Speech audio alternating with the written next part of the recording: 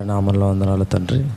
ఇంతవరకు మమ్మల్ని కాపాడారు, పాటల చేత మహిమ పొందారు తండ్రి, మీకు వందనాలు. వాక్యం చేత కూడా మీరే మహిమ పొందమని యేసుక్రీస్తు వారి నామంలో ఈ ప్రార్థన అడుగుతున్నాము తండ్రి, ఆమేన్. ప్రభు పేరట అందరికీ వందనాలు తెలియజేసుకుంటూ, ప్రియులారా, పరిశుద్ధ గ్రంథం నుండి 37వ కీర్తన 31వ వచనం. 37వ కీర్తన 31వ వచనం. వారి దేవుని ధర్మశాస్త్రము వారి హృదయములలో ఉన్నది గనుక వారి అడుగులు జారవు. ప్రియులారా, దేవుడి వాక్యాన్ని శ్రద్ధగా వినటం వల్ల, ఆ శ్రద్ధగా విన్న దేవుడి వాక్యం మన మనసులో ఉంటుంది. మన మనసులో ఉన్నప్పుడు మన అడుగులు జారకుండా కరెక్ట్గా నిలబడతాయి. మనం ఎక్కడ వేసినా కూడా, ఎన్ని సమస్యల్లో మన అడుగులు వేసినా కూడా మన అడుగులు జారకుండా జాగ్రత్తగా మనం ముందుకెళ్ళిపోతూ ఉంటాం. కారణం ఏంటంటే మన మనస్సుల్లో ఏముంటుంది? దేవుడి వాక్యం. దేవుడి వాక్యం మన మనస్సుల్లో ఉన్నప్పుడు మన అడుగులు జారకుండా జాగ్రత్తగా మనము ఆత్మీయ యాత్రలో ముందుకు పోతాం. దేవుడు ఏం చెప్తున్నాడంటే, వారి ధర్మశాస్త్రం వారి మనసుల్లో ఉంటుంది కాబట్టి వాళ్ళు వేసే ఏ అడుగైనా జారకుండా ఉంటుంది. చాలా స్థిరంగా వాళ్ళ అడుగులు పడతాయి.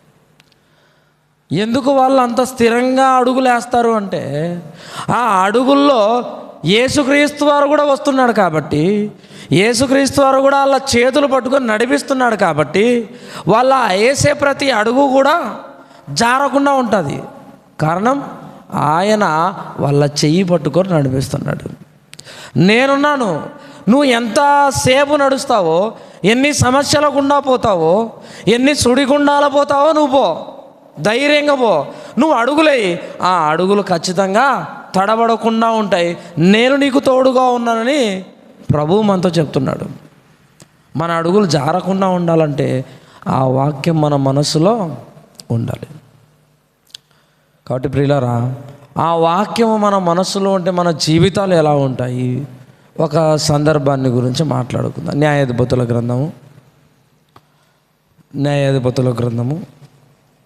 దేవుడి వాక్యం మన మనస్సులో పెట్టుకుంటే మన జీవితాలు.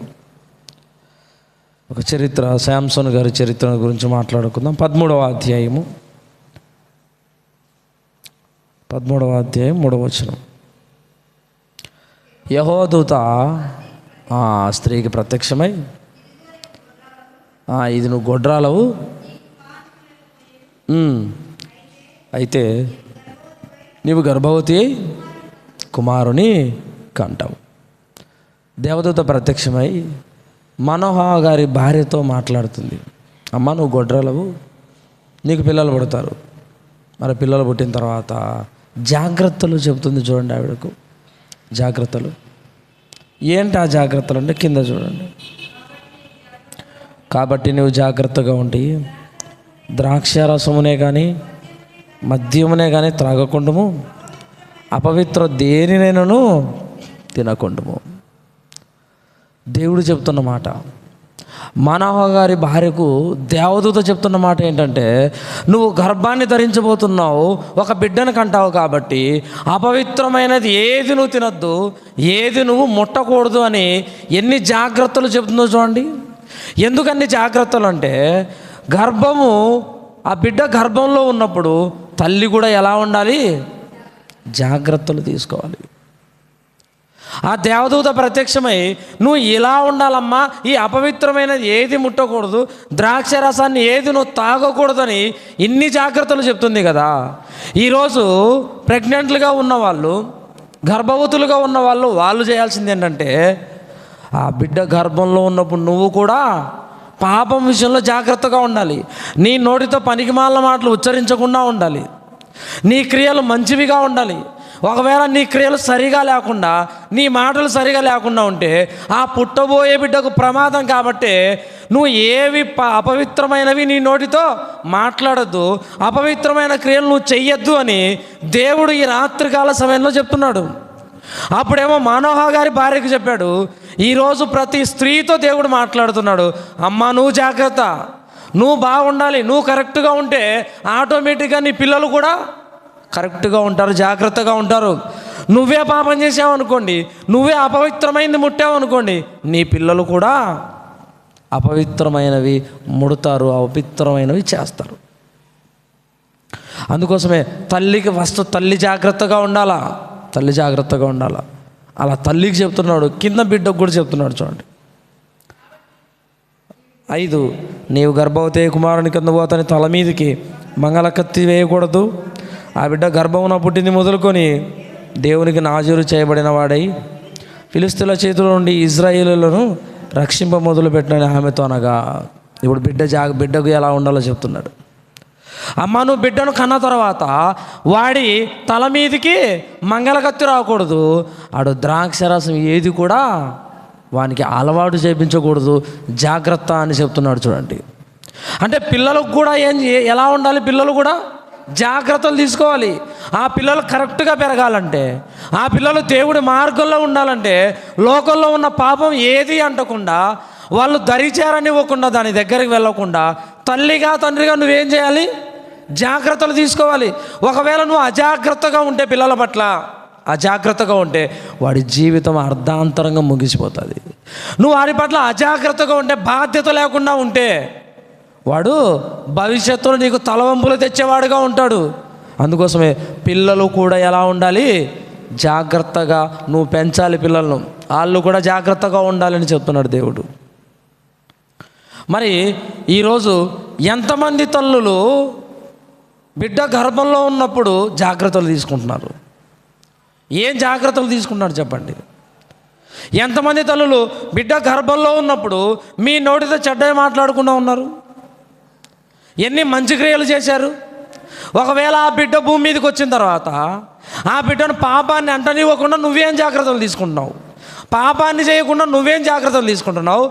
వాడు పాపం చేయకుండా వాని పట్ల నువ్వెంత బాధ్యత కలిగి ఉన్నావు అంటే ఆలోచించుకోండి ఒకసారి.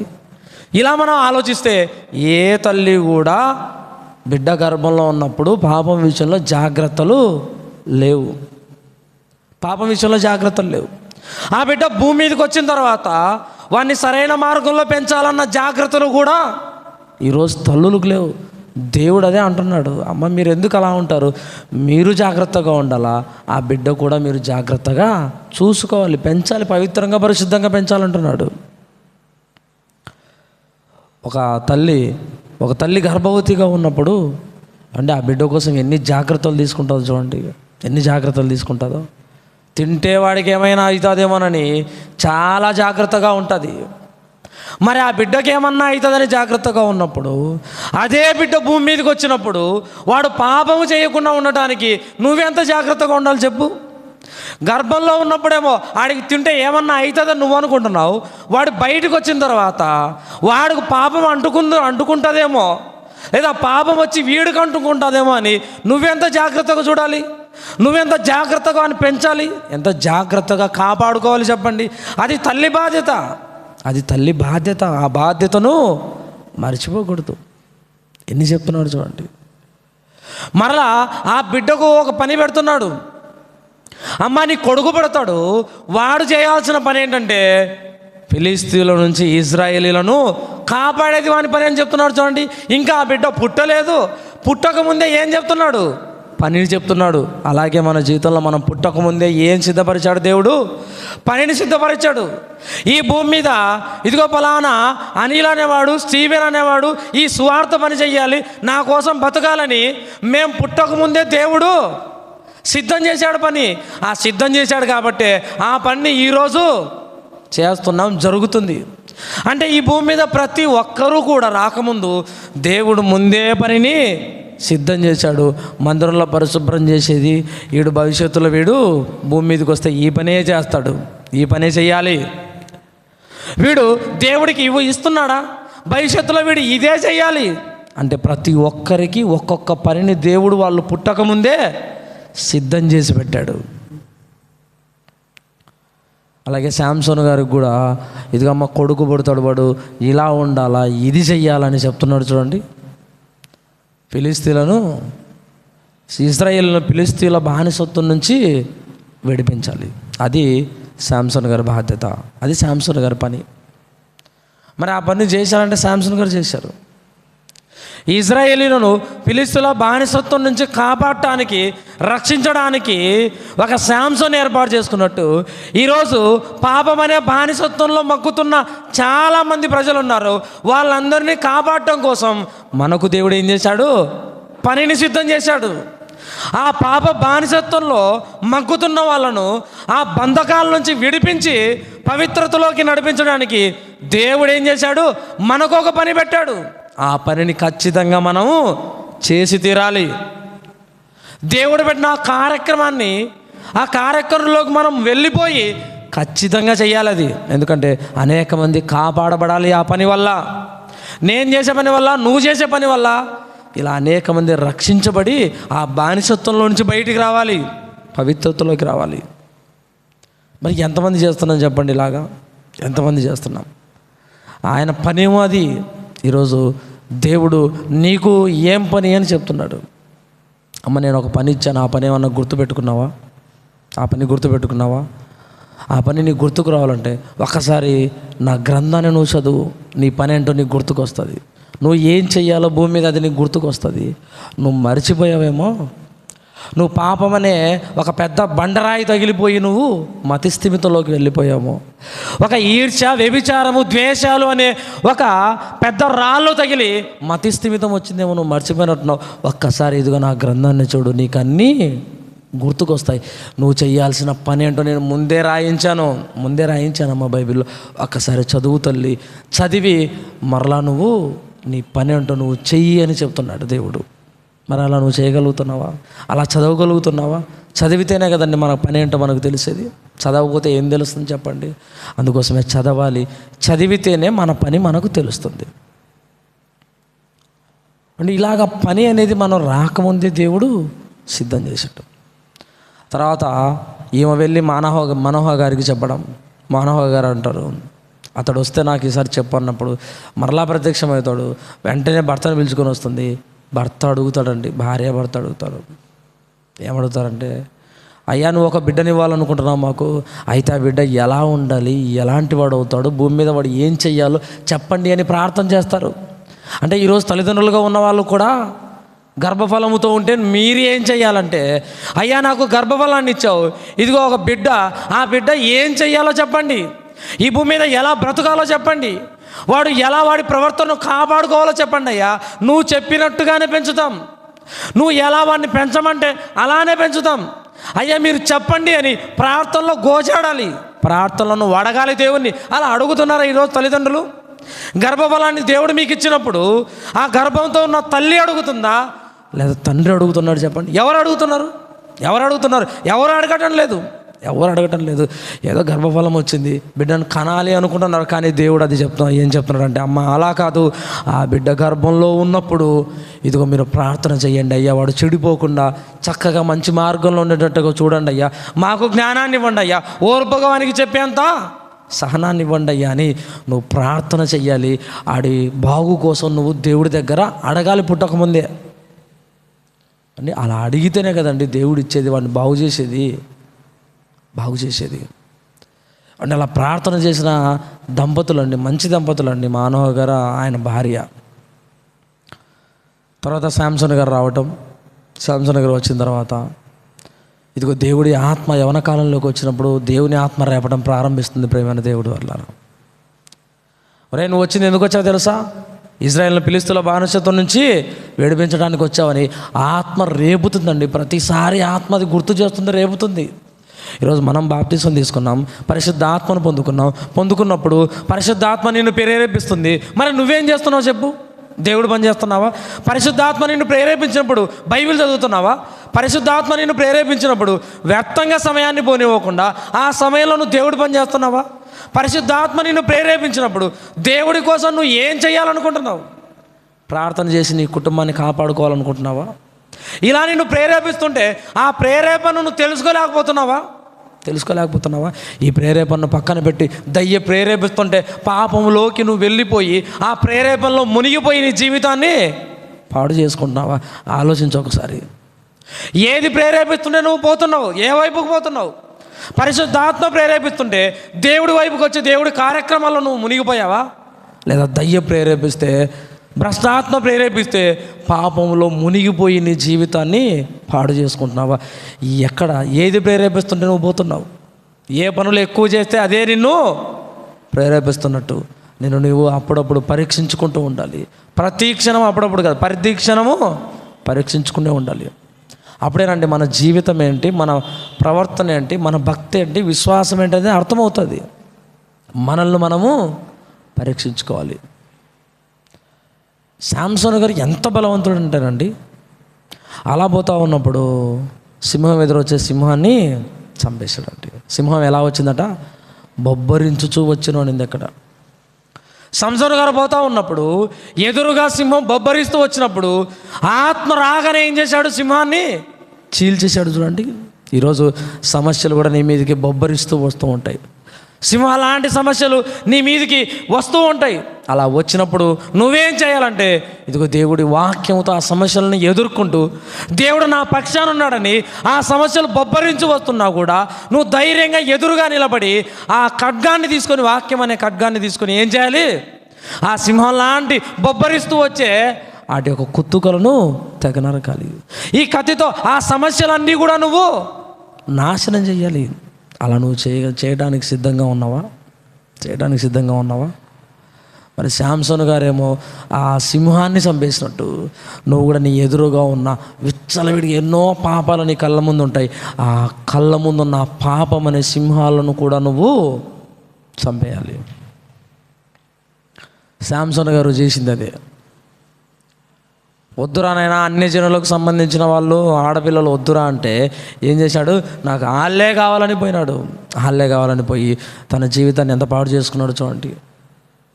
దేవుడు చెప్తూనే ఉన్నాడు, ఆయన అన్ని జనులు మనకు వద్దురా బాబు, మన వంశంలో ఉన్న వాళ్ళని మాత్రమే మీరు పెళ్లి చేసుకుని అంటే అన్ని జనాంగంలో ఉన్న ఆవిడ కోసము వెళ్ళిపోయాడు. ఈరోజు మనం కూడా దేవుణ్ణి కాదని వేరే అలవాట్లు మనం నేర్చుకోవటం లేదు చెప్పండి. దేవుణ్ణి పక్కన పెట్టి చెడ్డ వాటి వైపుకు మనం వెళ్ళిపోలేదా? పాపాల వైపుకు చెప్పండి. అపాధి చూపించిన వాటన్నిటికీ పోతున్నాం.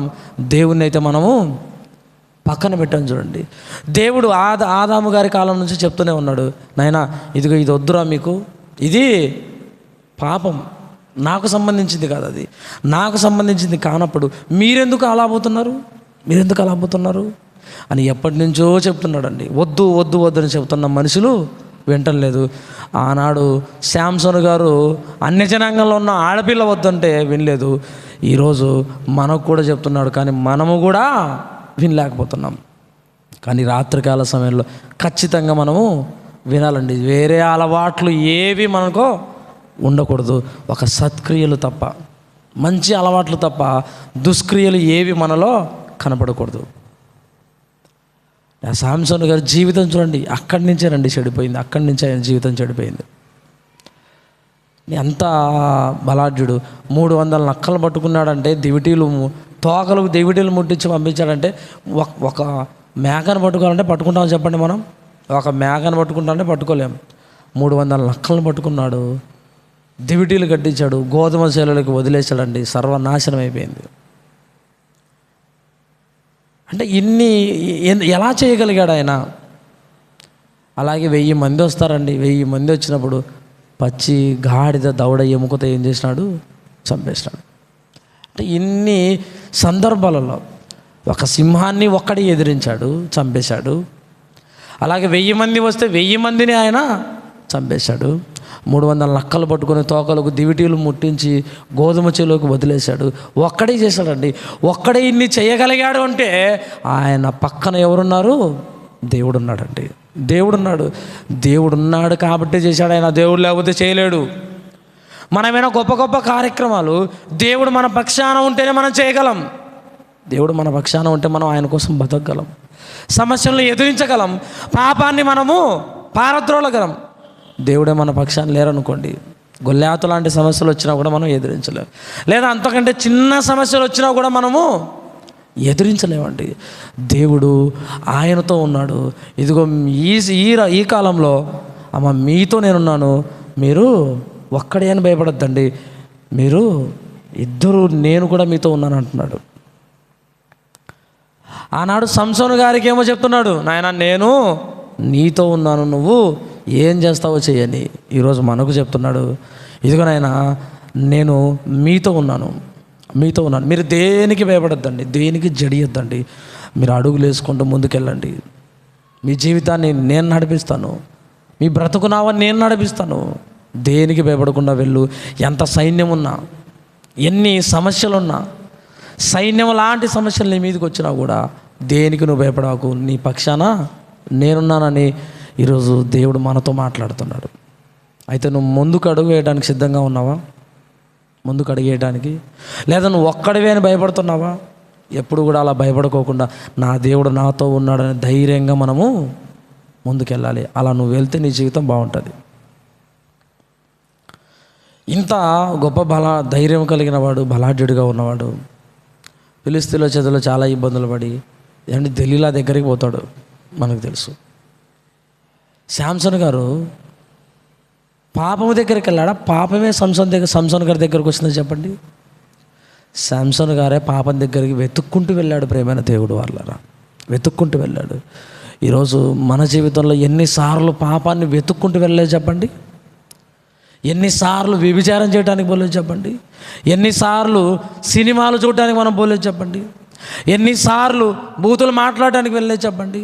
ఎన్నిసార్లు ఈ కాళ్ళతో మనము పాపం చేయడానికి పోలేదు చెప్పండి? ఎన్నిసార్లు పోలేదండి. మనమే పాపం దగ్గరికి వెళ్ళాం. పాపము చాలా ప్రమాదకరమైంది. నువ్వు పాపం దగ్గరికి వెళ్ళినా నీకే నష్టపోతావు, అది నీ దగ్గరకు వచ్చినా నువ్వే నష్టపోతావు. అందుకోసమే పాపం విషయంలో చాలా చాలా జాగ్రత్తగా ఉండాలి. ఎన్నోసార్లు మనం మోసపోయాం, ఎన్నోసార్లు నాశనం అయిపోయాం, నష్టపోయాం. వద్దండి, ఇక ఎప్పుడు మనము పాపము జోలికే వెళ్ళొద్దు. పాపం జోలికి వెళ్ళకుండా మీరు బతకండి అంటాడు. పాపం జోలికి వెళ్ళకుండా జాగ్రత్తగా భయము భక్తి కలిగి మన ఆత్మీయ జీవితాన్ని కాపాడుకోవాలి. పాపం దగ్గరికి వెళ్ళిపోయాడండి ఆయన. అలా భక్తులుగా కొంతమంది భక్తిలో ఉండి పడిపోయిన వాళ్ళు చాలామంది ఉన్నారు. భక్తిలో ఉండి పాపం దగ్గరికి వెళ్ళినప్పుడు ఏమీ గుర్తుకు రాదండి. దేవుడు ఒక పని పెట్టాడు. దెలీలా దగ్గరికి వెళ్ళినప్పుడు శాంసన్ గారికి ఆ పని గుర్తుందా చెప్పండి? శాంసన్ గారు దెలీలా దగ్గరికి వెళ్ళినప్పుడు దేవుడు నాకు ఒక పని పెట్టాడు, ఫిలిష్తీయుల నుంచి ఇజ్రాయెల్ను కాపాడాలనే పని పెట్టాడు నాకు. ఆ పని మర్చిపోయి నేను ఒక వేశ్య దగ్గరికి ఎలా ఉండగలను, ఒక వేశ్య దగ్గరికి వచ్చి నేను ఎలా ఆనందంగా ఉండగలనని ఆలోచన కూడా లేదు. అంటే పాపం దగ్గరికి వెళ్ళినప్పుడు దేవుడు గుర్తుకు రాడు, వాక్యం గుర్తుకు రాడు, సంఘం గుర్తుకు రాదు, బల్ల రొట్టె ద్రాక్షరసం ఏది నీకు గుర్తుకే రాదు. ఒకటి ఆ పాపాన్ని అనుభవించాలన్న కోరిక ఉంటుంది తప్ప దేవుడు వాక్యం ఏది మనకు గుర్తుకు రాదు. పాపం దగ్గరికి వెళ్ళిపోయినప్పుడు చూడండి, పాపం దగ్గరికి వెళ్ళిపోయినప్పుడు నేను ఎక్కడ ఉండాలి? దేవుడు పనిలో ఉండాలి. ఈ టయానికి ఫిలిష్తీయులతో యుద్ధము చేసి నా వారిని కాపాడాలి ఈ టయానికి. మరి ఈ టైంలో నేను దేవుడి పనిలో ఉండాల్సిన వాడిని ఇక్కడ ఏం చేస్తున్నాను? ఒక స్త్రీ దగ్గర ఇక్కడ ఏం చేస్తున్నాను నా ఆలోచనకు లేదండి ఆయనకు. మనం కూడా ప్రార్థన జరిగే టైం ఇది. ఈ టైంలో దేవుడి దగ్గర ఉండాలి. ఏమండి ఎక్కడెక్కడ ఉంటాం చెప్పండి? ఎక్కడెక్కడ ఉంటాం చెప్పండి? దేవుడికి ఇవ్వాల్సిన సమయాన్ని దేవుడికే ఇవ్వాలి. ఆ టైంలో దేవుడికి ఇవ్వకుండా ఎక్కడెక్కడో మనం తిరుక్కుంటూ ఏవేవో చూసుకుంటూ ఎలా సమయాన్ని వృధా చేస్తున్నామో చూడండి. ఎలా చేస్తున్నామో అంటే ఎప్పుడైనా ఆలోచించుకున్నామో చెప్పండి? ప్రార్థన మిస్ చేసుకొని మనం ఇంటి దగ్గర ఒక టీవీ ముందర కూర్చొని లేకపోతే ఇంకో దాని ముందర కూర్చొని పనికిరానివని మాట్లాడుకుంటున్నప్పుడు ఇది దేవుడి సమయం కదా, దేవుడికి ఇవ్వాలి కదా, నేనేంటి ఇలా చేస్తున్నాను అని ఎప్పుడైనా మీరు ఆలోచించారో చెప్పండి? శాంసన్కు ఆలోచన లేదండి. ఈరోజు దేవుడు ఏమంటున్నాడంటే, అమ్మ ఒక్కసారి నువ్వు నా పనిని పక్కన పెట్టి నువ్వు అక్కడ ఉన్నావు, ఒకసారి ఆలోచించుకొని దేవుడు మనతో మాట్లాడుతున్నాడు. ఎన్నిసార్లు మర్చిపోతాం చెప్పండి? ఎన్నిసార్లు దేవుని పని పక్కన పెడతాం? దేవుని పని పక్కన పెట్టి ఎన్నిసార్లు నువ్వు అది కావాలని పోతావు? ఎన్నిసార్లు నువ్వు అది చూడాలని పోతావు? ఎన్నిసార్లు నీ శరీరంతో అనుభవించాలని పోతావు చెప్పు? దేవుడి పని కంటే నువ్వు అదే గొప్ప అనుకుంటున్నావు, కానీ దేవుడు ఏమనుకుంటున్నాడు అంటే, నాయన దానికంటే ఇది గొప్ప. అది కొద్ది రోజులు ఉండేదయ్యా, కానీ ఇది శాశ్వత కాలం నీకు ఉపయోగపడేదయ్యా. నా పని, నా వాక్యము, నా ప్రార్థన శాశ్వత కాలం ఉపయోగపడేది. ఇదే కదయ్యా పరలోకానికి తీసుకెళ్ళేది, ఇదే కదా నేను అక్కడ నిలబెట్టేది గొప్పవాడిగా. మరి ఎందుకయ్యా ఆ టైంలో నువ్వు ఎక్కడెక్కడో తిరుగుతున్నావు, ఏవేవో చేస్తున్నావు అని దేవుడు అడుగుతున్నాడండి. మనం ఏం సమాధానం చెప్తాం చెప్పండి?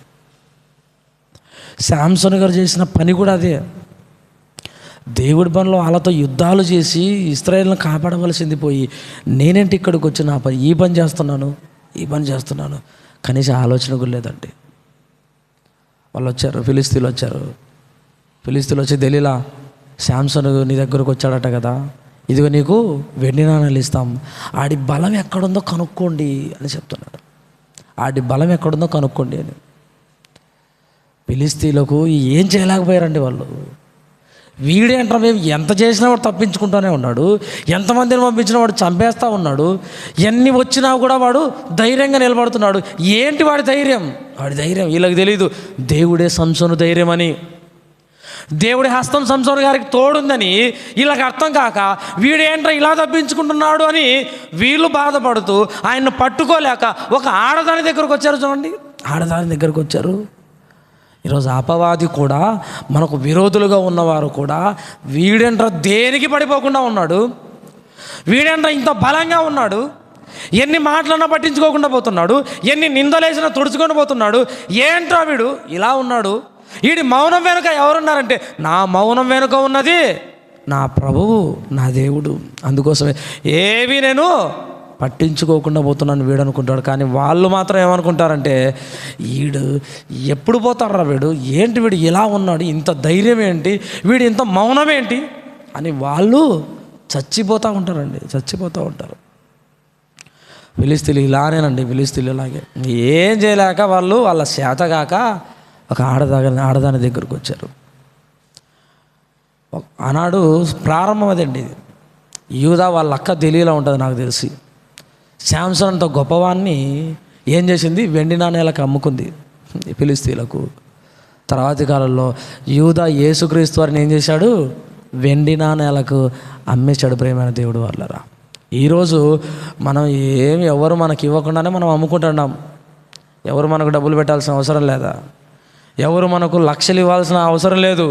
అవన్నీ ఏవి ఇవ్వకుండానే మనము మన విశ్వాసాన్ని నమ్ముకుంటున్నాం, మన భక్తిని నమ్ముకుంటున్నాం. దయ్యము చూపించే ఆశలకు లోబడిపోయి, అపవాది చూపించే ఎరకు మనం ఆశపడి మనం ఏం చేస్తున్నాం, మన భక్తిని నమ్ముకుంటున్నాం, మన విశ్వాసాన్ని నమ్ముకుంటున్నాం, మన ప్రేమను నమ్ముకుంటున్నాం. అంటే వాళ్ళన్న డబ్బుకు అమ్ముకున్నారు, కానీ ఈరోజు మొత్తం మన జీవితాన్నే అమ్మేసుకుంటాం పాపానికి. దేవుడే లేకోకుండా మన జీవితాల్లో చేసుకుంటున్నామండి. ఎంత దౌర్భాగ్యం చూడండి, ఎంత భయంకరమైన పరిస్థితిలోకి మనుషులు పోయారో చూడండి. దేవుణ్ణి అమ్ముకునే స్థాయికి వచ్చేసారండి. తమ అవయవాలను, తమ జీవితాలను అమ్ముకునే స్థాయికి వచ్చేసారు. మరి ఆవిడ ఎంత ప్రేమించాలి చెప్పండి.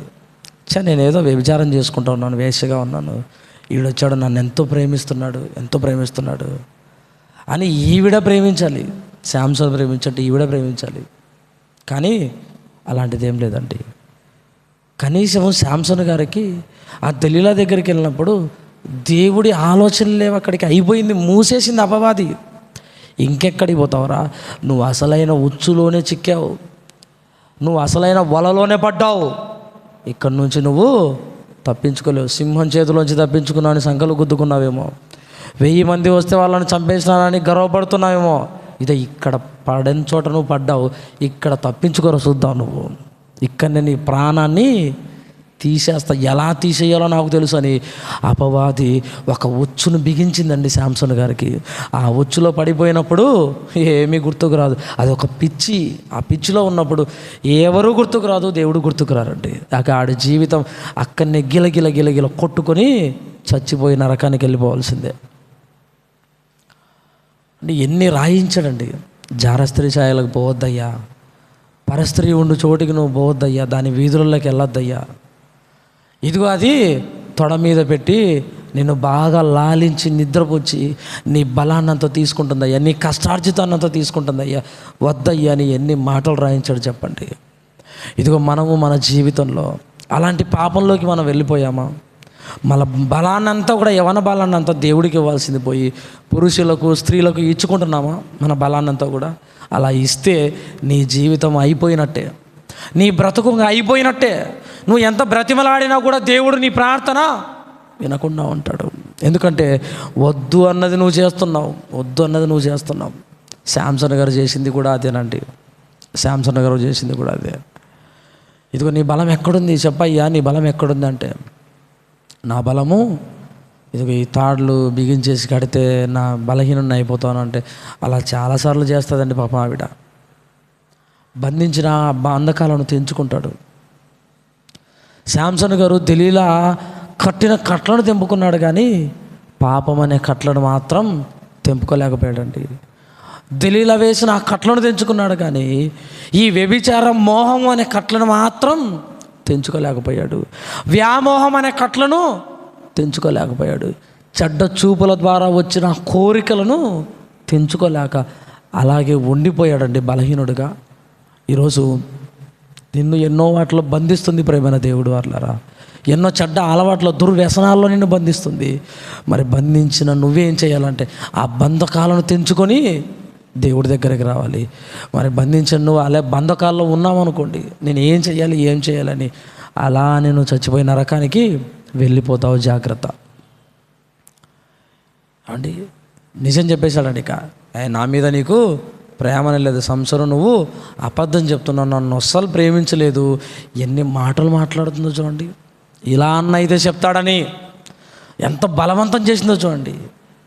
దెలీలా శాంసన్ గారిని బలవంతం చేసినట్టుగా ఈరోజు నిన్ను నన్ను చాలామంది బలవంతం చేస్తారు పాపం చేయమని. పాపులు ప్రేరేపించడం నువ్వు ఒప్పొద్దయ్యా. చాలామంది బలవంతం చేస్తారు. ఒరే సినిమా చూద్దురా అని చెప్తారు, వ్యభిచారం చేద్దురా అని చెప్తారు, మందు తాగుదురా అని చెప్తారు, సిగరెట్ తాగుదురా అని చెప్తారు, ఆడ కూర్చున్నారా అని చెప్తారు. ఇలా చాలామంది నిన్ను ప్రేరేపిస్తారు, బలవంతం చేస్తారు. బలవంతం చేసినప్పుడు నువ్వు అస్సలు ఒప్పుకోవద్దు.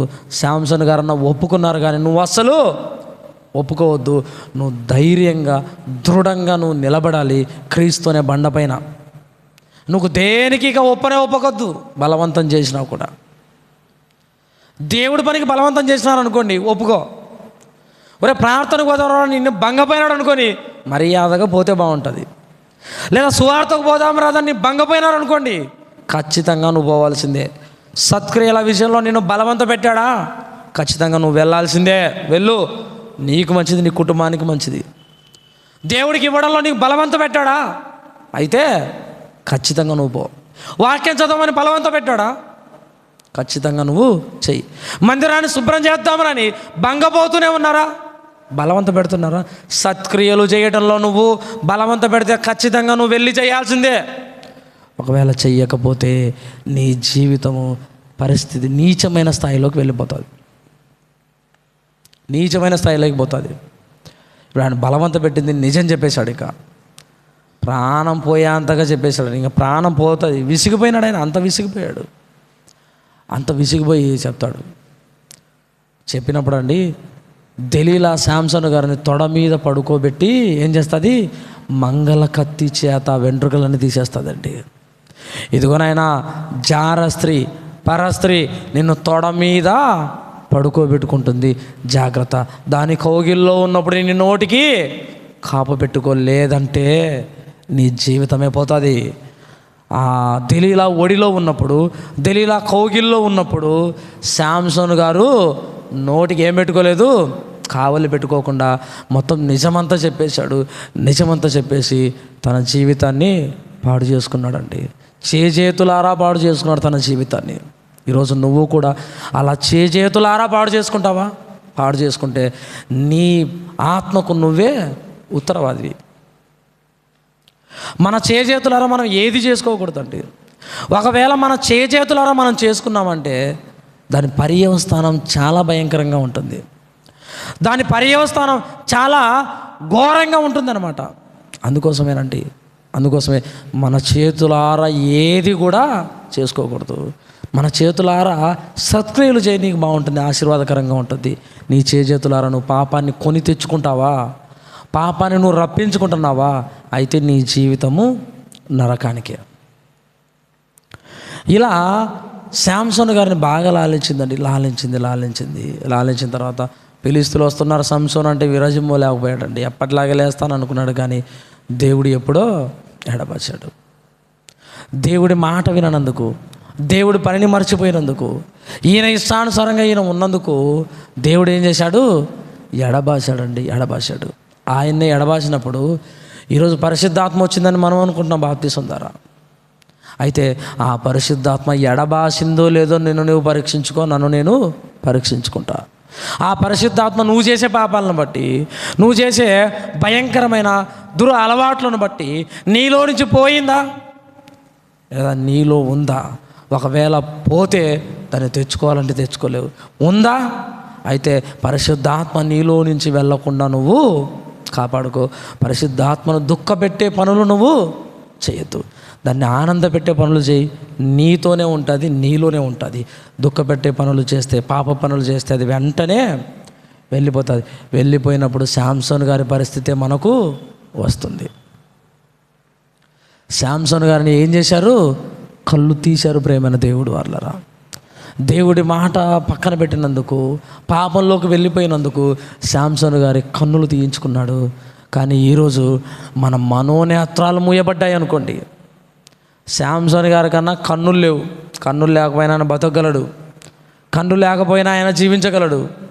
అదే ఈ కాలంలో బతుకుతున్న మన మనోనేత్రాలే మూయబడ్డాయి అనుకోండి, మనోనేత్రాలకి గుడ్డితనం వచ్చింది అనుకోండి, ఇక మనం ఏం చేస్తాం చెప్పండి? మన జీవితం అంతా అంధకారమే, మన జీవితం అంతా అంధకారమే. అందుకోసమే మనోనేత్రాలు ముయ్యబడకుండా మనము జాగ్రత్తగా కాపాడుకోవాలి, మనల్ని మనం పరీక్షించుకోవాలి. వాడి గురి అదేనండి, వాడి లక్ష్యం అదే. వీడి మనోనేత్రాలను మూస్తే వాడి జీవితం అంతా అంధకారమే ఉంటుంది, చీకటే ఉంటుంది. కాబట్టి వీడి మనోనేత్రాలు మూయాలని ప్రతి పాపాన్ని నీ దగ్గరికి తెస్తూనే ఉంటుంది.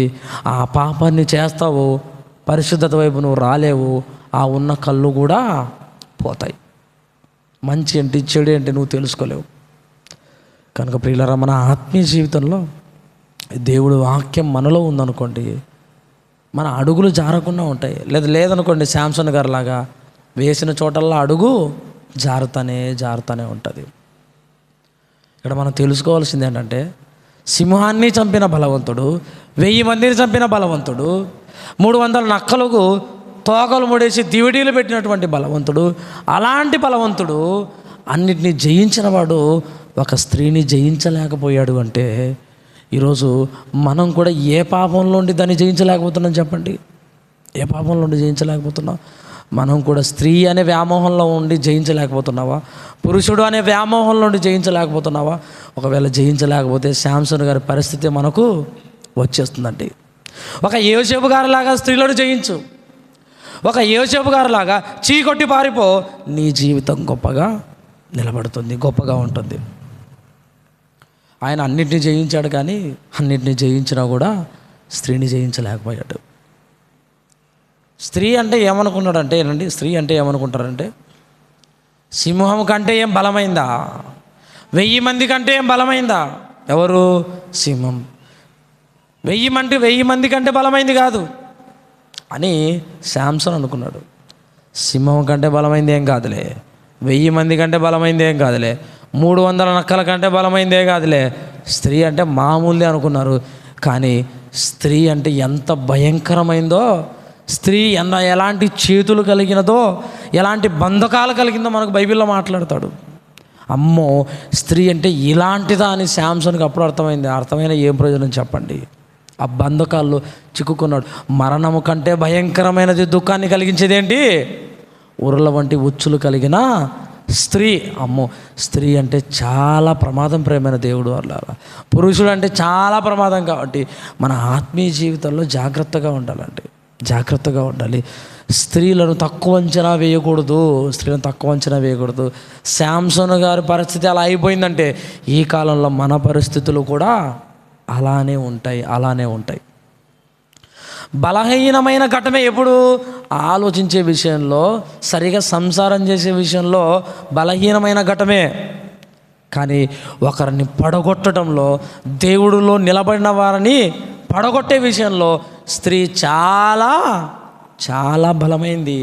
ఒకవేళ ఆ బలమైన దాంట్లో పడితే ఇక తప్పించుకునే అవకాశము ఉండదు. ఈరోజు కుటుంబాలు పాడైపోతున్నాయంటే పరస్త్రీ వ్యామోహాల్లో పడే కదా, జారత్వాలు చేయబట్టే కదా ఎన్నో కుటుంబాలు పాడైపోతున్నాయి.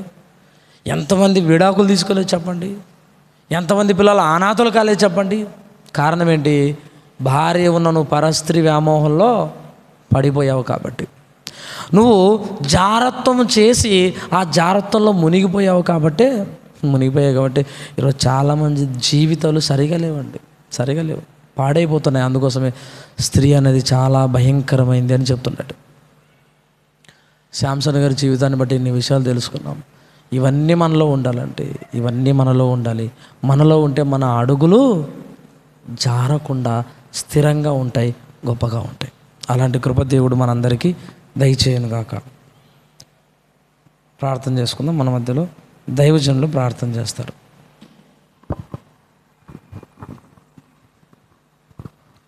పరిశుద్ధుడైన తండ్రి, ప్రేమ కలిగిన నాయన, కృప